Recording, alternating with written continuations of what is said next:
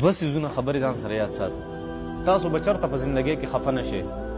انسان به چېرته هم نه خفه کېږي که دی په دوو اصولو باندې عمل وکړي. په څو اصولو؟ دوه. کم کار چې د په اختیار کې دی په هغې کې به سستي نه کوي. کم کار چې د په اختیار کې دی په هغې کې به سستي نه کوي. کم کار چې د په اختیار کې نه دی په هغې باندې به خفګان نه کوي.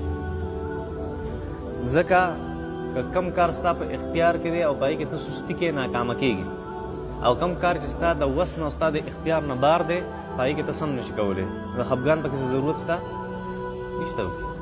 د انسان پلار دی مړ شو، دی را سر دی دیوال ته وي، دی څه کولی شي؟ دی 41 ورځې جاړي، څه کولی شي؟ څه هم نشي کولی.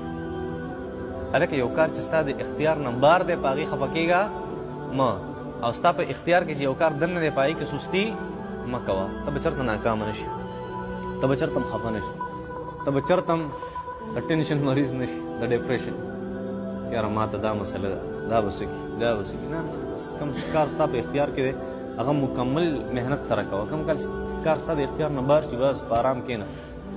الله جل شانو دې آیت کې دغه اصول ښیي. نبي علیه صلات وسلام یو کار ستا په اختیار کې نه دی که نه، هدایت د چا په اختیار کې دی؟ د الله په اختیار کې. که زه وغواړم دا ټول خلک به هدایت یافته کړم، خو چې ما نه ده غوښتې نبي علیه صلات وسلامه ته سم نشي کولی په دې کې. چا ته هدایت خو نشي نصیبه کولی، دا د الله جل شانو کار دی.